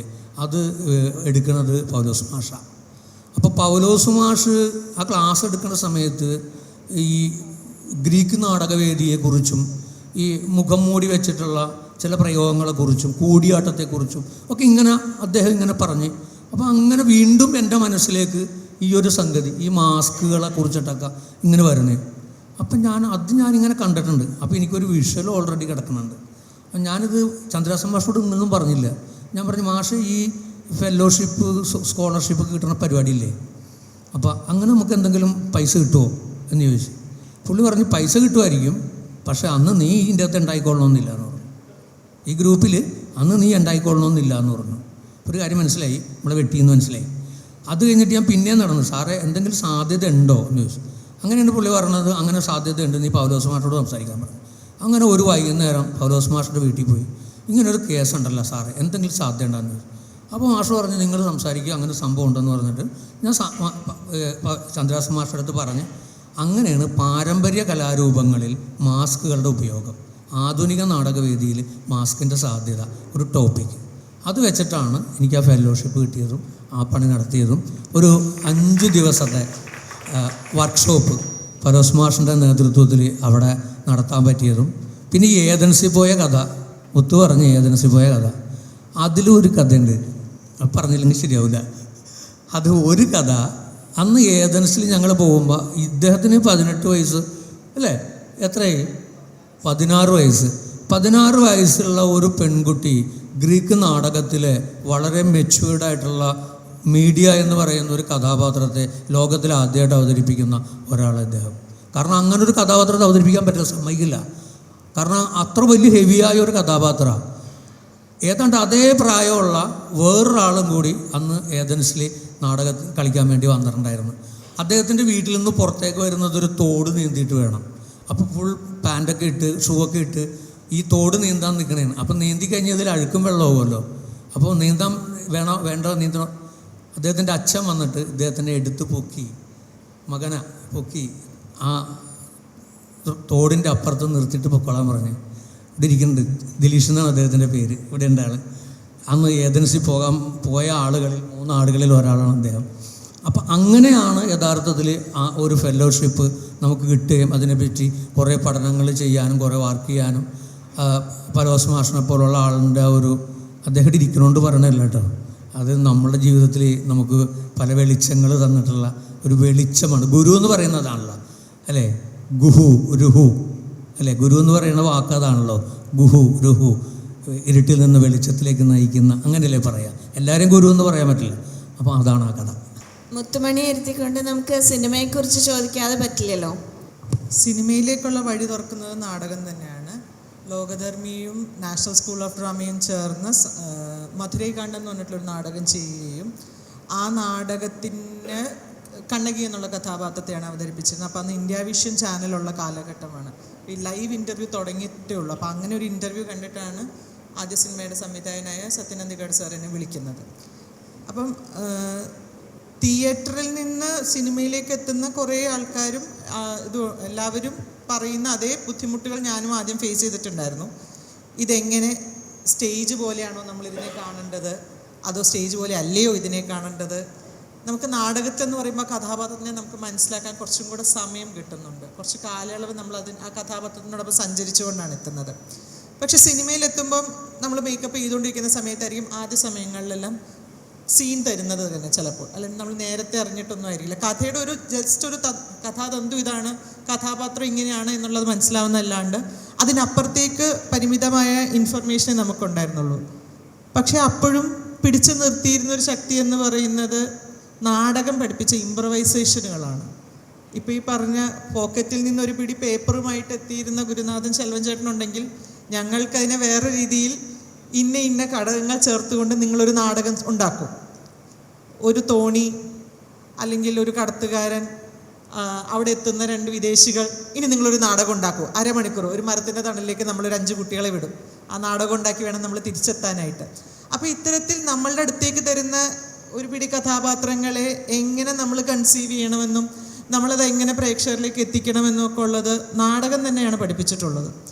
അപ്പം അതിൽ നിന്ന് എന്താ പറയുക, സിനിമയിലേക്ക് എത്തിയപ്പോൾ സത്യത്തിൽ എന്നെ സംബന്ധിച്ചിടത്തോളം ഏറ്റവും വലിയ സ്ട്രെങ്ത് നാടകം ചെയ്തിട്ടുണ്ടെന്നുള്ളത് തന്നെയായിരുന്നു. ഡബ്ബിംഗ് എന്ന് പറയുന്നത് ആദ്യത്തെ കുറേ പടങ്ങളിൽ ഞാനല്ല ഡബ് ചെയ്തിട്ടുള്ളത്, മറ്റു പല ആർട്ടിസ്റ്റുകളാണ് ഡബ് ചെയ്തിട്ടുള്ളത്. പിന്നീടാണ് ഞാൻ എൻ്റെ കഥാപാത്രങ്ങൾക്ക് ഡബ് ചെയ്ത് തുടങ്ങിയതും. ഒരു കഥാപാത്രത്തിന് മാത്രമാണ് ഞാനല്ലാതെ ഞാൻ മറ്റൊരു കഥാപാത്രത്തിന് വേണ്ടി ഡബ് ചെയ്തത് ഒരിക്കൽ മാത്രമേ ഉള്ളൂ. നാടകം വളരെ ഹെൽപ്ഫുള്ളായിരുന്നു. നമ്മളിലേക്ക് എത്തുന്ന ടാസ്കുകളെ ധൈര്യപൂർവ്വം നേരിടുക എന്നുള്ളത് മാത്രമാണ് എന്നെ സംബന്ധിച്ചിടത്തോളം എല്ലായ്പ്പോഴും സംഭവിച്ചിട്ടുള്ളതെന്നുള്ളതാണ്. അപ്പം ഞാൻ ഏറ്റവും ഇഷ്ടപ്പെടുന്ന ഒരു ആക്ടിവിറ്റി എന്ന് പറയുന്നത് അഭിനയമാണ്. ഞാനിപ്പോൾ പഠിപ്പിക്കുന്നുണ്ട്, കോളേജിൽ അധ്യാപികയാണ്, ഗസ്റ്റ് ലെക്ചറായിട്ട് വർക്ക് ചെയ്യുന്നുണ്ട്, ഞാൻ IP കൺസൾട്ടൻ്റായിട്ട് വർക്ക് ചെയ്യുന്നുണ്ട്, മൾട്ടിപ്പിൾ ജോലി, കോർപ്പറേറ്റ് ട്രെയിനറാണ്, തിയേറ്റർ ബേസിക്കലി ചെയ്തുകൊണ്ട് തന്നെ. പക്ഷേ എന്നെ ഏറ്റവും കൂടുതൽ സന്തോഷിപ്പിക്കുന്ന ഒന്ന് എന്ന് പറയുന്ന അഭിനയം എന്നുള്ളതാണ്. അതിപ്പം നാടകമാണെങ്കിലും സിനിമയാണെങ്കിലും ഫോർമാറ്റ് ഏതാണെങ്കിലും അതെൻ്റെ ഏറ്റവും ഫേവററ്റ് കാര്യമാണെന്നുള്ളതാണ് സത്യം. നമുക്ക് ആലയിലേക്ക് പോവാം, പണിപ്പുരയിലേക്ക്. ഇവിടെ സദസ്സിലിരിക്കുന്നവർക്കൊക്കെ ഒരു കൗതുകം ഉണ്ടാവും. ആല, അതിൻ്റെ ഒരു നിർവചനം. ഒരു 10 വർഷം മുന്നോട്ട് ഇങ്ങനൊരു നമ്മൾ കുറേ കാലം പണിയൊക്കെ എടുത്ത് തടിയൊക്കെ നരച്ചോടും നമുക്ക് തോന്നുമല്ലോ നമുക്ക് സ്വന്തമായിട്ടൊക്കെ എന്തൊക്കെയോ പറയാണ്ട് ആൾക്കാരോട്. അങ്ങനെയൊക്കെ ഒരു സ്ഥലം തൃശ്ശൂരാണ്. ഞാൻ ജനിച്ചോളുന്നത് തൃശ്ശൂരാണ്. അന്വേഷിച്ച് നടക്കുന്ന സമയത്ത് അങ്ങനെ ചെയ്യാനുള്ള കാശൊന്നുമില്ല. ആക്സിഡൻറ്റിൽ എൻ്റെ അമ്മ വീട് മുളന്തുരുത്തിയിലാണ്. അപ്പോൾ ഞാനൊരിക്കൽ അവധിക്ക് ഇവിടെ വന്ന സമയത്ത് എൻ്റെ അങ്കിളുടെ ഒരു ലെയ്ത്ത് വർക്ക്ഷോപ്പ് ഉണ്ട്. അപ്പോൾ നല്ല ഹൈറ്റുള്ള ഇതുപോലെ 15-16 അടി പൊക്കമുണ്ട്. എന്നാൽ പിന്നെ ആ സ്ഥലം എടുത്താലോ എന്ന് ചോദിച്ചാൽ മൂപ്പര് പറഞ്ഞു എനിക്ക് വാടക തന്നാൽ മതി, നീ എടുത്തോളൂ എന്ന് പറഞ്ഞ് അങ്ങനെയാണ് ആല എന്നുള്ള ഒരു കോൺസെപ്റ്റിലേക്ക് നമ്മൾ എത്തുന്നത്. അന്ന് അതിന് തീരുമാനിച്ച പേര്, ഞാൻ ആദ്യം ഇട്ട പേര് അറ എന്നായിരുന്നു. പെട്ടെന്നൊരു ഇൻട്രസ്റ്റിംഗ് കാര്യം പറയും. അറ എന്ന് പേരിട്ട് അപ്പോൾ DC ബുക്സിലുണ്ടായിരുന്ന എൻ്റെ ഒരു സുഹൃത്ത്, എൻ്റെ വേറൊരു സുഹൃത്ത് പറഞ്ഞു കേട്ടപ്പോൾ പറഞ്ഞു അറ ഗംഭീര വാക്കാണല്ലോ, ഒരു ഭാഷയെ മുഴുവൻ ഉൾക്കൊള്ളുന്ന വാക്കാണ് അറ എന്ന് പറഞ്ഞു. അപ്പോൾ ഇത് ഞാൻ ഒരുപാട് പേരോട് അറയെക്കുറിച്ച് പറയുമ്പോൾ ആരും പറയാത്തൊരു വ്യാഖ്യാനമാണ്. കാരണം മലയാളം തുടങ്ങുന്നത് ആയിലാണ്, തീരുന്നത് റായിലാണ്. അപ്പോൾ ഞാൻ വീണ്ടും ഒന്ന് ഗംഭീരം കൊള്ളാം അറ എന്ന് പറഞ്ഞ് പേരൊക്കെ ഇട്ട് ഇങ്ങനെ ലോഗോ. അപ്പോൾ പ്രവേണൻ എന്ന് പറഞ്ഞ കേരളത്തിൽ ഏറ്റവും മികച്ച ആർട്ടിസ്റ്റുകളുള്ള പ്രഭാ തിരുവല്ല, അദ്ദേഹം ഗംഭീരമായ അറ എന്നുള്ളൊരു ലോഗോ ആലയുടെ സ്പേസും കൂടി വെച്ചിട്ടൊക്കെ ഡിസൈൻ ചെയ്തിരിക്കുമ്പോൾ തൃശ്ശൂർ ഞങ്ങളുടെ ഇപ്പോൾ സിനിമയിലൊക്കെ ഉള്ള ഞങ്ങളുടെ ഒരു പ്രിയ കൂട്ടുകാരി ഉമേച്ചിയോട് ഞാൻ പറയണം, ഇങ്ങനെ ഉമേച്ചി ഇങ്ങനെ ഒരു സ്ഥലം ഞാനത് തുടങ്ങാൻ പോവാണ്. അപ്പോൾ അവർക്കൊക്കെ അറിയാം ഞങ്ങൾ സ്ഥലം തപ്പിക്കൊണ്ടിരുന്ന തൃശ്ശൂരിൽ എല്ലാവർക്കും അറിയാം. അറ എന്ന് പറഞ്ഞാൽ അയ്യ അറിയോ അതെ അറ, അയ്യ എന്തൊരു വാക്കാടാ എന്താ അറ ഗംഭീര വാക്കല്ലേ. നമുക്കൊക്കെ കുട്ടിക്കാലത്ത് പീരീഡ്സ് വരുമ്പോൾ കൊണ്ടിരുത്തുന്ന സ്ഥലമാണെന്ന് പറഞ്ഞു. ഞാൻ തകർന്നുപോയി. കാരണം എൻ്റെ ലോഗോ, എൻ്റെ സകല സ്വപ്നങ്ങളും തകർന്നുപോയി. അപ്പോൾ ഈ സ്വാഭാവികമായിട്ടും നമ്മൾ കുറേ വർഷങ്ങളായിട്ട് ഈ നമ്മളൊരു വാക്കിൻ്റെ രാഷ്ട്രീയം, നമ്മുടെ ജീവിതത്തിൻ്റെ രാഷ്ട്രീയം എന്നുള്ളതൊക്കെ പണ്ടേ തലയിൽ കയറിയിട്ടുള്ളതാണ്. അതുകൊണ്ടാണ് ഇപ്പോൾ ഇവിടെ നിൽക്കുന്നത്. അപ്പോൾ അതുകൊണ്ട് എനിക്കത് പെട്ടെന്ന് മനസ്സിലായി ഇത് ശരിയല്ല ആ വാക്ക് ഉപയോഗിക്കുന്നത്. പിന്നെ ആലോചിച്ചപ്പോഴാണ് അറ ഒരു ഫ്യൂഡൽ വാക്കാണ്. അറയും നിരയും എന്നൊക്കെ പറയുന്ന ഒരു കൂട്ടിയിരിപ്പിൻ്റെ ഒക്കെ സ്ഥലമാണ്. അങ്ങനെ വേറെ ഒരുപാട് സാധ്യതകളുണ്ടെങ്കിൽ പോലും അതോടെ സങ്കടത്തോടെ ആ വാക്ക് കളഞ്ഞിട്ട് ഞാൻ അടുത്തത് എന്തെന്ന് ആലോചിച്ച് നോക്കുമ്പോഴാണ് പണ്ട് തൃശ്ശൂർ ഇന്ന് കേരളത്തിൽ വളരെ ശ്രദ്ധേയമായ ക്ലേ ഫിംഗേഴ്സ് എന്ന് പറഞ്ഞൊരു പോട്ടറി സ്പേസ്, എൻ്റെ സുഹൃത്തുക്കളായ ആൾക്കാരാണ്. അവിടെ ഒരു കുട്ടികളുടെ ക്യാമ്പിന് വേണ്ടി ഞാൻ ഒന്ന് മനസ്സിലിട്ട് വെച്ച വാക്കായിരുന്നു ആല. പെട്ടെന്ന് വരികയും അപ്പോൾ നോക്കുമ്പോൾ ഇത് എല്ലാം കൊണ്ടും വളരെ കൃത്യമായി. കാരണം ഞാനിപ്പോൾ ഈ സ്പേസ് എടുത്തത് ലെയ്ത്ത് വർക്ക്ഷോപ്പാണ് ആല. അതൊരാലയാണ്. ഇപ്പോഴും അവിടെ ചുരുങ്ങിയതൊരു 12 പേരെങ്കിലും ഈ കഴിഞ്ഞ ആഴ്ച കൂടി ഒരാളവിടെ കത്തി കാച്ചിക്കാൻ വന്നിട്ടുണ്ട് ഈ പറഞ്ഞ ആലയിൽ. ഞങ്ങളുടെ ബോർഡ് കണ്ടിട്ട് അത് പഴയൊരു ലെയ്ത്ത് വർക്ക്ഷോപ്പായിരുന്നു. ഇപ്പോഴും ആലാതെ ബോർഡ് കണ്ട് കത്തി കാച്ചിക്കാനുള്ളൂ. അപ്പോൾ അതാണ് ഒരു കാരണം. 2, ഞാൻ ഇപ്പോൾ മുത്തു കോർപ്പറേറ്റ് ട്രെയിനിങ് ചെയ്യുമെന്ന് പറഞ്ഞാൽ നമ്മളെല്ലാം തിയേറ്റർ ഉപയോഗിച്ചുള്ള വർക്ക്ഷോപ്പുകൾ ചെയ്യുമ്പോൾ അതൊരു വർക്ക്ഷോപ്പാണല്ലോ, അതൊരിക്കലും ഒരു ക്ലാസ്സോ സെമിനാറോ അല്ല. അപ്പോൾ അത് വർക്ക്ഷോപ്പാണ്, ആല വർക്ക്ഷോപ്പാണ്. അതാണ് രണ്ടാമത്തെ കാര്യം. 3, ആല ഒരു ട്രാൻസ്ഫർമേഷൻ്റെ സ്ഥലമാണ്. അപ്പോൾ നമ്മളൊരു ഒന്നിനെ അടിച്ചു പരത്തിയോ ഉള്ളിൽ നിന്നുള്ള വേദന കൊണ്ടോ പുറമേ നിന്നുള്ള ഇതുകൊണ്ടോ ഒന്നിനെ മാറി തീർക്കുന്ന സ്ഥലമാണ്. അവിടെയാണ് നമ്മളെല്ലാവരും തിയേറ്ററിൻ്റെ കലയുടെ സാധ്യതകൾ ഉപയോഗിച്ച് നമുക്കൊരു സെൽഫ് അവെയർനെസ് ഉണ്ടാക്കുക എന്നുള്ളതാണ്. ആ അർത്ഥത്തിലും ശരിയാണ്. 4ാമത്തെ കാര്യം ആല വിയർപ്പിൻ്റെ വാക്കാണ്, ഒരു പ്രോലിറ്റേറിയൻ വാക്കാണ്. അപ്പോൾ ഞാൻ ഒരുപാട് പ്രിവിലേജുകളോടെ ഈ ഭൂമിയിൽ ജനിച്ച് വീണ ഒരുപാട് പ്രിവിലേജുകളോടെ ജീവിക്കുന്ന അവരൊക്കെ ആണെങ്കിലും എൻ്റെ ഉള്ളിൽ ഇപ്പോഴും എവിടെയോ അങ്ങനെയല്ലാത്ത മനുഷ്യരോടൊപ്പം നിൽക്കണമെന്നുള്ളൊരു വാശി, ഒരു എനർജി എവിടെ ഉണ്ട്. നമ്മൾ പലപ്പോഴും നാടക പ്രവർത്തകർ എന്നുള്ള നിലയ്ക്ക് ഫേസ് ചെയ്തിട്ടുള്ള ഏറ്റവും വലിയ ബുദ്ധിമുട്ട് റിഹേഴ്സൽ ചെയ്യാനുള്ളൊരു സ്ഥലം, പെർഫോം ചെയ്യാനായിട്ട് നമ്മളുടെ ആവശ്യകതകൾ ഉൾക്കൊണ്ടുകൊണ്ടുള്ള ഒരു സ്ഥലം. ഇപ്പോൾ അക്വസ്റ്റിക്സ് എന്ന് പറയുന്നത് വളരെ നമ്മൾ ചില സമയത്ത് ഡയലോഗ് പറഞ്ഞ് നിൽക്കുമ്പോഴായിരിക്കും വലിയ 2 ഹോണടി ഇങ്ങേ സൈഡിൽ നിന്ന് കേട്ട് വരുന്നുണ്ടാവുക. നമുക്ക് ഓഡിയൻസിനെ കിട്ടുന്നത് പോലെ തന്നെ വലിയൊരു പ്രിവിലേജും വലിയൊരു സന്തോഷമാണ് നല്ലൊരു എന്താ പറയുക, ഒരു പെർഫോമിങ് സ്പേസ് കിട്ടുക എന്നുള്ളത്. ഇപ്പം ആല പോലെയുള്ള സംരംഭങ്ങൾ നാടകക്കാർക്ക് നൽകുന്ന ഒരു കോൺഫിഡൻസ് ഉണ്ട്. നമുക്ക് നമ്മളുടേതായിട്ടുള്ള ഒരു ഇടം തുടങ്ങാം, നമുക്കും നമ്മളുടേതായിട്ടുള്ള ചിന്തകൾ പങ്കുവയ്ക്കാനുള്ള ഒരു സ്പേസ് ക്രിയേറ്റ് ചെയ്യാം എന്നുള്ളത്. ഇപ്പം ലോകധർമ്മി സ്വന്തമായിട്ടൊരു നാടക വീട് ഉണ്ടാക്കിയിട്ടുള്ളത് പോലെ, അല്ലെങ്കിൽ ചങ്ങമ്പുഴ പാർക്കിൽ സംരംഭങ്ങൾ നടക്കുന്നത് പോലെ. പക്ഷേ ഇത്തരത്തിൽ നമ്മൾക്കുള്ള ഒരു എന്താ പറയുക നാടകം ത്രൈവിങ് എന്ന് നമ്മൾ പറയുമ്പോൾ നമുക്ക് ഏറ്റവും ആവശ്യമായിട്ട് ഫേസ് ചെയ്ത്, ഇപ്പം പണ്ടത്തെ ഒരു എക്സാമ്പിൾ സെൽവൻ ചേട്ടൻ പറഞ്ഞിട്ടുള്ളത് നമ്മൾ പായ അന്വേഷിച്ച് നടക്കുന്നു എന്നുള്ളത് ഈ അടുത്ത റീസെൻറ്റ് പാസ്റ്റ് വരെയും ഏതെങ്കിലുമൊക്കെ നാടക സംഘത്തിൽ ആർക്കെങ്കിലുമൊക്കെ ഫേസ് ചെയ്തിട്ടുള്ളൊരു ഇഷ്യൂ ആണ്. പക്ഷെ അതിൽ നിന്ന് വ്യത്യസ്തമായി ഇത്തരത്തിൽ സ്ഥിരം നാടകത്തിന് പറ്റുന്ന രീതിയിലുള്ള ഒരു എക്കോസിസ്റ്റം സൃഷ്ടിക്കപ്പെടുക എന്നുള്ളത് ഈ ആർട്ട് ഫോം മുന്നോട്ട് പോകുന്നതിൽ വളരെ നമ്മൾ പ്രത്യക്ഷത്തിലല്ലെങ്കിൽ പോലും ഇൻവിസിബിളി വളരെയധികം ശക്തി പകരുന്ന ഒന്നാണ്. ശെൽവരാജിന് സിനിമയെക്കുറിച്ച് പറയണല്ലോ. ആട്ടം, രേഖാചിത്രം. സിനിമയെക്കുറിച്ച് ഞാനൊരു സിനിമാക്കാരനാകണമെന്ന് ആഗ്രഹിച്ച ആളല്ല യഥാർത്ഥത്തിൽ. എൻ്റെ ജീവൻ എന്ന് പറയുന്നത് നാടകമാണ്. നല്ല നാടകക്കാരനാകണമെന്നാണ് എൻ്റെ ഇപ്പോഴത്തെ മോഹം. അതിനുവേണ്ടി ഞാൻ എന്ത് ജോലിയും ചെയ്യാൻ തയ്യാറായ ആളാണ്. എനിക്ക് നാടകം കളിക്കാൻ പോകണമെന്നുള്ള എനിക്ക് ഒരു സൈക്കിളാണ് ആദ്യം ഉണ്ടായിരുന്നത്. അത് ഈ ബാസബേരിയാണ് എനിക്ക് ആദ്യം ഒരു സൈക്കിള് വെറുതെ തന്നത്. അതാരോ കട്ടുകൊണ്ട് പോയി. പിന്നീട് ഒരു സൈക്കിള് ഞാൻ വാടക മേടിച്ചൊക്കെയാണ് പോയിക്കൊണ്ടിരുന്നത്. എന്ത് ജോലി ചെയ്താലും വേണ്ടില്ല, എനിക്ക് നല്ല നാടകക്കാരനാകണം എന്നാണ് എൻ്റെ എന്നത്തെയും ആഗ്രഹം. ഞാൻ ഇലക്ട്രീഷ്യനായി, പ്ലംബറായി, കന കൊരാൻ പോയി. ഇപ്പോഴും പോകട്ടെ, എനിക്ക് അതിൽ ഒന്നുമില്ല. കുറേ കാലം ഓട്ടോറിക്ഷ ഓടിച്ച് കാണുന്നു. പക്ഷെ എനിക്ക് വൈകുന്നേരം നാടകത്തിന് പോകേണ്ടത് കൊണ്ട് ഓട്ടോറിക്ഷ കൊണ്ട് ജീവിക്കാൻ പറ്റണ്ടായി. ഞാൻ ചുമട്ടു തൊഴിലാളിയായി 25 കൊല്ലം. 60ാമത്തെ വയസ്സിൽ എന്നെ അവർ ഇങ്ങനത്തെ എനിക്ക് ജോലി ചെയ്യാൻ പറ്റില്ല എന്നെ പറഞ്ഞു വിട്ടു. ഒരു വർഷം ഞാൻ ഒന്നും ചെയ്യാണ്ടിരുന്നു, എന്ത് ചെയ്യണമെന്ന് ആലോചിച്ചിരുന്നു. എൻ്റെ ഭാര്യ, അദ്ദേഹം ഒരു ഗ്രാജുവേറ്റാണ്, പൗലോസ് മാഷിൻ്റെ ശിഷ്യയാണ്, ഡോക്ടർ ലീല. കാലി ശ്രീശങ്കര യൂണിവേഴ്സിറ്റിയിൽ ഗസ്റ്റ് ലെക്ചറായിട്ട് പണിയെടുക്കണം. 10-30 വർഷമായിട്ട് സ്ഥിരമല്ല. ഞാനിപ്പോൾ ഓട്ടോറിക്ഷ ഓടിക്കുന്നു. ഇപ്പം എന്ത് ചെയ്യാനും എനിക്ക് നല്ല നാടകക്കാരനാവണം. അതാണ് എൻ്റെ ആഗ്രഹം. എന്നെ സഹായിച്ചവർ ഒത്തിരി പേരുണ്ടെങ്കിലും ഒരു പ്രധാനപ്പെട്ട ഒരാൾ പ്രദീപേട്ടനാണ് ഞാനിവിടെ ഇരിക്കാൻ കാരണം. അദ്ദേഹമാണ് സിനിമക്കാരനാകണമെന്ന് ആഗ്രഹിച്ചതല്ല. ജീവിതത്തിൽ നാടകത്തിൽ കുറേ ചവിട്ട് കിട്ടിയിട്ടുണ്ട്, ഇപ്പോഴും കിട്ടുന്നുണ്ട്. ഒരു സിനിമയിൽ അഭിനയിച്ച ഒരാൾ ലോകധർമ്മി പോലുള്ള, ആല പോലുള്ള, അല്ലെങ്കിൽ എവിടെയാണോ നാടകം നടക്കുന്ന ആ സ്ഥലത്ത് വന്നാൽ ഒരു സിനിമയിൽ അഭിനയിച്ചിട്ടുണ്ടെങ്കിൽ അയാൾക്ക് അവിടെ കസേര കിട്ടും.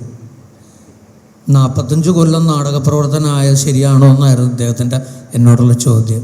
എനിക്ക് 64 വയസ്സായി. 18ാമത്തെ വയസ്സിലാണ് നാടകം തുടങ്ങുന്നത്, 1978. ഒരു നാടകക്കാരന് സമൂഹത്തിൽ എന്ത് വില ഈ സമൂഹം കൊടുത്തിട്ടുണ്ട് ചിന്തിക്കണ്ടേ? ഞാനിപ്പോൾ സിനിമയിൽ അഭിനയിച്ച്, ഇപ്പം എന്താ പറഞ്ഞാൽ ആട്ടം ഒരു സിനിമ അഭിനയിച്ചു.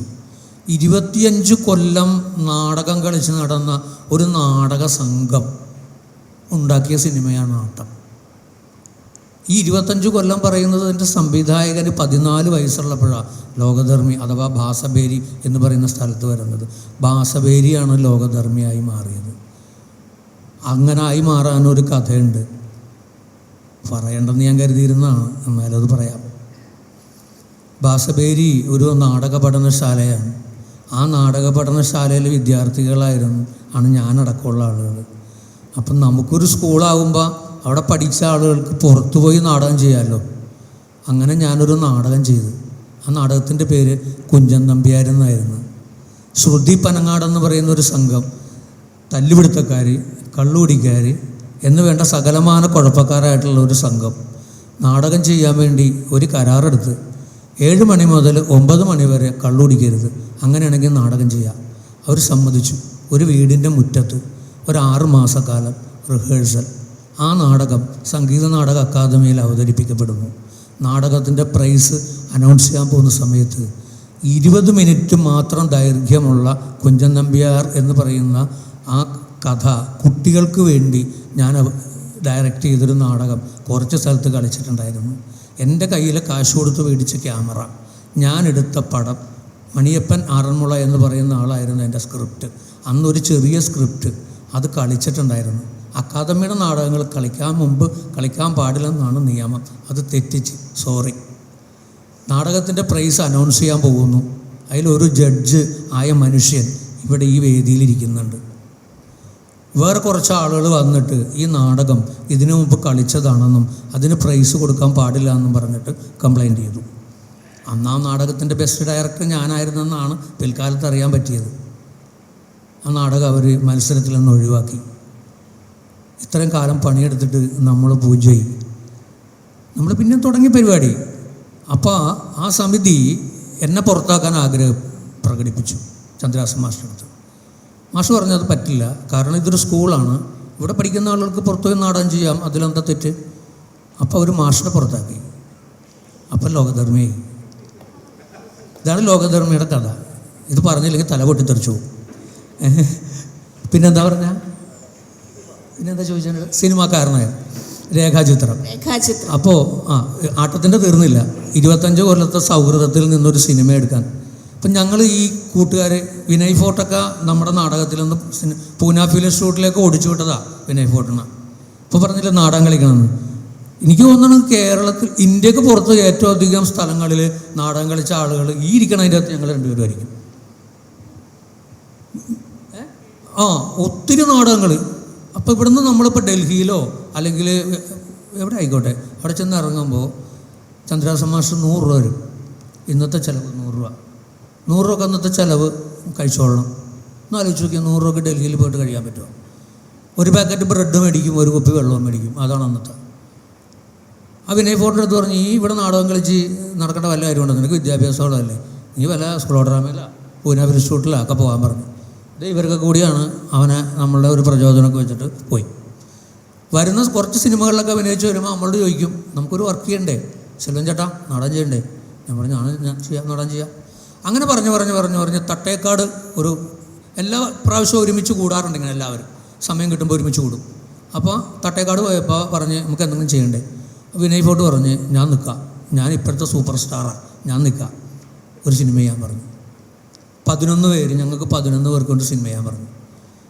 അപ്പോൾ ഓൾറെഡി അയാളൊരു കഥ എഴുതി വെച്ചിട്ടുണ്ട്. അത് പറ്റില്ലല്ലോ.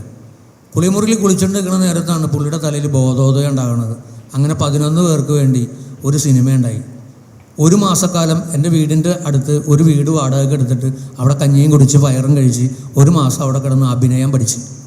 കാരണം വീട്ടിൽ നിന്ന് കിട്ടിയേക്കണ അഭിനയം സിനിമയ്ക്ക് പറ്റിയതല്ലല്ലോ, അദ്ദേഹം പറഞ്ഞ പോലെ. അങ്ങനെ 1 മാസം നമ്മൾ അഭിനയം പഠിച്ചു. ഒരാഴ്ച ഷൂട്ട് ചെയ്തു, എല്ലാം മാച്ച് കളഞ്ഞ് 2ാമത്തെ ഷൂട്ടിങ് തുടങ്ങി. അങ്ങനെ വന്ന സിനിമയാണ് ആട്ടം. കഴിഞ്ഞ വർഷത്തെ 3 നാഷണൽ അവാർഡ്. അങ്ങനെയാണ് ആ സിനിമയിൽ അഭിനയിക്കാൻ ഒരു അവസരം കിട്ടിയത്. പിന്നെ അതിനു മുമ്പ് കുറേ സിനിമയൊക്കെ ചെയ്തെങ്കിലും ഈ പറഞ്ഞ പോലെ നമ്മുടെ നിലനിൽപ്പിന് വേണ്ടി ആണ് സിനിമയിൽ അഭിനയിക്കാൻ പോകുന്നത്. പിന്നെ രേഖാചിത്രവും ഭയങ്കര രസമാട്ടോ. അതൊരു കഥയെ അത് പറയാണ്ടിരിക്കാൻ പറ്റില്ല. അതിലും ഒരു ബേബി എന്ന് പറഞ്ഞൊരു ക്യാരക്ടറാണ് ഞാൻ ചെയ്തേക്കണത്. അപ്പോൾ കുറേയൊക്കെ ഷൂട്ട് ചെയ്ത് എത്ര വരുമെന്ന് അറിയില്ല. അപ്പോൾ സിനിമ റിലീസാകാൻ പോണേന്ന് കാണാൻ വേണ്ടി പോണേ. അപ്പം ഞാൻ പറഞ്ഞു, ദിലീഷേ എടാ നമുക്ക് പോകട്ടാ, ഞാനും ദിലീഷും ഡ്രൈവിങ് കൂടി ഞങ്ങൾ പോകാൻ തീരുമാനിച്ചു. അപ്പോൾ ഡ്രൈവിയുടെ കാറിൽ പോകാമെന്നാണ് തീരുമാനിച്ചത്. അപ്പോൾ അവൻ വന്നില്ല. അപ്പോൾ ഞാനും ദിലീഷും മാത്രമേ. എന്ത് ചെയ്യടാന്ന് ചോദിച്ചു. വെറുതെ പോകാൻ പറ്റില്ലല്ലോ, അവിടെ സിനിമയിൽ അഭിനയിച്ചിങ്ങനെ സ്റ്റാറല്ലേ. അപ്പോൾ പറഞ്ഞു, നമുക്ക് സൗമ്യനെ വിളിക്കാമെന്ന് പറഞ്ഞു. സൗമ്യനെ വിളിച്ചിട്ട്, സൗമ്യ നമ്മുടെ സംഭവം ഉണ്ട്, പോകാമെന്ന് ചോദിച്ചു. പുള്ളിക്കാരത്തേക്ക് ഒന്നും അറിയാൻ പറ്റില്ല, പോകാമെന്ന് പറഞ്ഞു. പുള്ളിക്കാരത്തിൻ്റെ ഹൈബ്രിഡ് കാറിൽ ഭയങ്കര സ്റ്റാറുകളെ പോലെ ഞങ്ങളവിടെ പോയി ഇറങ്ങി. അപ്പം ചെന്നപ്പോൾ പേടിയാണ്. ഞാൻ പറഞ്ഞു, അവിടെ ചെല്ലുമ്പോൾ വെട്ടിക്കളഞ്ഞിട്ടുണ്ടെങ്കിലോ, കുഴപ്പമായില്ലേ കൂട്ടിക്കൊണ്ടുപോയ ആൾക്കാർ. എന്തോ ഭാഗ്യത്തിന് കുറേ ഒന്നും വെട്ടിയിട്ടുണ്ടായിരുന്നില്ല, അത്യാവശ്യമൊക്കെ ഉണ്ടായിരുന്നു. അത് കാരണം എന്ത് പറ്റുമെന്ന് വെച്ചാൽ ആളുകൾ നമ്മളെ അത്യാവശ്യം തിരിച്ചറിഞ്ഞു. സിനിമ കഴിഞ്ഞ് ഇറങ്ങിയപ്പോഴത്തേക്കും ഒരു പെണ്ണുമ്പുള്ള ഒരു സ്ത്രീ അവിടെ നിന്ന് വല്ലാതെ വാവിട്ട് കരയാണ്. അപ്പം നമ്മളോർത്ത് ഇതെന്താ പരിപാടിയെന്ന് ഓർത്ത്. അപ്പോൾ എന്താ, അവരെ സിനിമയിലുണ്ടായിരുന്നു. അവരൊരു വണ്ടി വിളിച്ച് 10-25 പേരെയൊക്കെ ആയിട്ട് വന്നേക്കെ കാണാൻ. അവർ സിനിമയിലില്ല.